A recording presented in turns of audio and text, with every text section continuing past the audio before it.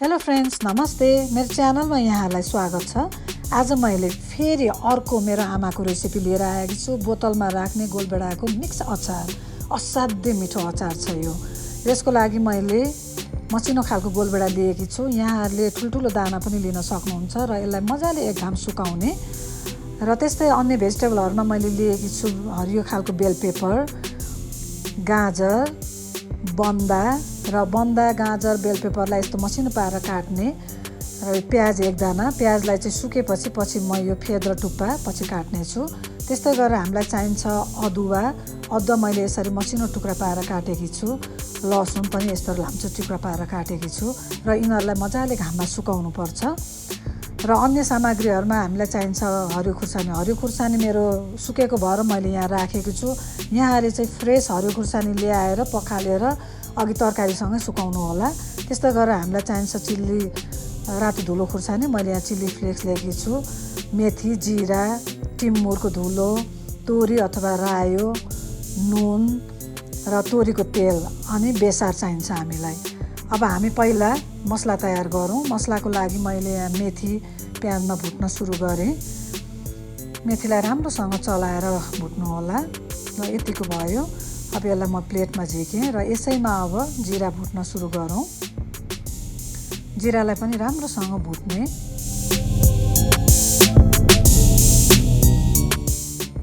तयार भयो, हेर्नुहोस् त। यतिको भुटेपछि अब यसलाई पनि म अहिलेकै प्लेटमा निकाल्ने छु र यसैमा अब तोरी भुट्ने। तोरी चाहिँ यो तातो प्यानमा राखेपछि एकदमै छिटो तातिन्छ। तातिने बित्तिकै यो पड्किन सुरु गर्छ र त्यतिखेर निकाल्ने। हेर्नुहोस् त, यो पड्क्यो। अब मैले निकालेँ र यो सबै मसलालाई अब पिसेर धुलो बनाउनु पर्छ। र हाम्रो गोलबेडा नि यो सुकिसक्यो। मैले चाहिँ यसलाई 2 टुक्रा बनाउँछु। हेर्नुहोस् त, यस्तो मसिनो गोलबेडा भएकोले म यसलाई 2 टुक्रा मात्रै बनाउँछु। यहाँहरूले चाहिँ ठुलो गोलबेडालाई मसिनो टुक्रा बनाउनु होला।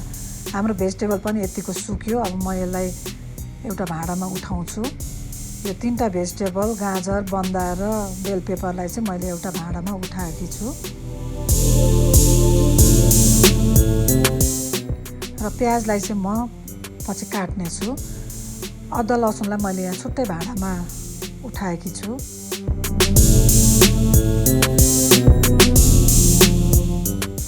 एउटा ठुलो मिक्सिङ बाउल लिनुहोस् र यो सबै भेजिटेबललाई चाहिँ यहाँ राख्नु होला। प्याज पनि राखेँ मैले, हरियो खुर्सानी, गोलबेडा। अब यहाँ थाहा पाउनु पर्ने कुरा के हो भने हामीलाई चाहिने सामग्री मध्येमा 3 भागको 2 भाग चाहिँ गोलबेडा हुनुपर्छ र 1 भाग चाहिँ अरू भेजिटेबलहरू हुनुपर्छ। मैले नुन राखेँ, चिल्ली फ्लेक्स, टिमुर र अघि भुटेर पिसेको मसला र अब यसलाई झान्नलाई चाहिँ तोरीको तेल अलिक मजाले निकै हाल्नुपर्छ र त्यसमा अदुवा लसुन फुराउने। अदुवा लसुन चाहिँ यहाँले अचार तुरुन्तै 2-3 दिनभित्रमा खाने हो भने अदुवा लसुन फुराउने हो। यदि पछिसम्म राख्ने हो भने चाहिँ यहाँले अदुवा लसुन फुराउनु पर्दैन। र अब यो अदुवा लसुन फुराएर बेसारले यसलाई झान्ने र मजाले चलाइदिनु होला। हेर्नुहोस् त, यो अचार तयार भयो। हेर्दा नि कस्तो राम्रो देखिएको छ। अब यसलाई चाहिँ मजाले चलाएर सिसामा हामी खाद्नुपर्छ।